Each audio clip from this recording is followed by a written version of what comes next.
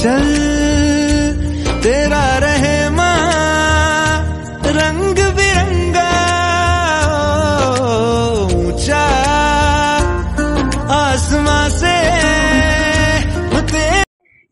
सुप्रभात। सत्य का तेल ऐसा की बाती, सत्य का तेल ऐसा की बाती, अमर ज्योति जलती रहे तेरे बच्चों पर बापू, अमर ज्योति जलती रहे तेरे बच्चों पर बापू, दुनिया सारी चलती रहे, दुनिया सारी चलती रहे।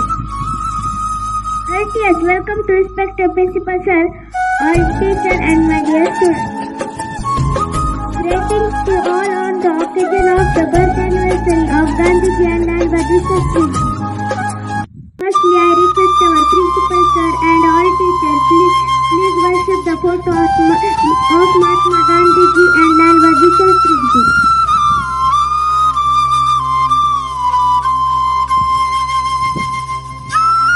शिक्षक नमन, शिक्षक नमन। और हम सभी उनके द्वारा दिखाए गए सत्य एवं अहिंसा के मार्ग पर अग्रसर रहेंगे।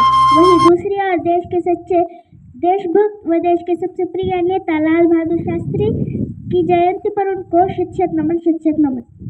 देश होता त्यांचा प्राण स्वातंत्र्य केली भारत माता ते गांधीजी फार मान। सन्माननीय व्यासपीठ वंदनीय गुरुजन वर्ग आणि माझे मित्रमैत्रिणींनो, मी अक्षरा, सर्वांना माझा नमस्कार। आज मी आपणासमोर भारताच्या स्वातंत्र्य संग्रामातील प्रमुख नेते सत्य व अहिंसेचे पुजारी राष्ट्रपिता महात्मा गांधी यांच्याविषयी बोलणार आहे। महात्मा गांधी हा शब्द कानावर पडताच आपल्याला आठवते ते म्हणजेच डोळ्यावर चष्मा, हातात काठी आणि अंगावर पांढरे शुभ्र वस्त्र। राष्ट्रपिता महात्मा गांधी यांचे पूर्ण नाव मोहनदास गांधी असे होते। त्यांचा जन्म 2 ऑक्टोबर 1869 रोजी गुजरातमधील पोरबंदर येथे झाला। त्यांच्या वडिलांचे नाव करमचंद व त्यांच्या आईचे नाव पुतळाबाई असे होते। महात्मा गांधी यांचे प्राथमिक शिक्षण पोरबंदर, माध्यमिक शिक्षण राजकोट व वकिलीचे शिक्षण इंग्लंडला झाले। त्यावेळी भारतात इंग्रजांचे राज्य होते, ते भारतीयांना अपमानास्पद वागणूक देत होते। त्यामुळे गांधीजींनी अन्यायाविरुद्ध लढण्याचे ठरवले। त्यासाठी त्यांना सत्य व अहिंसा त्या तंत्राचा वापर केला। देशाला स्वातंत्र्य मिळवून देण्यासाठी त्यांनी अथक परिश्रम केले।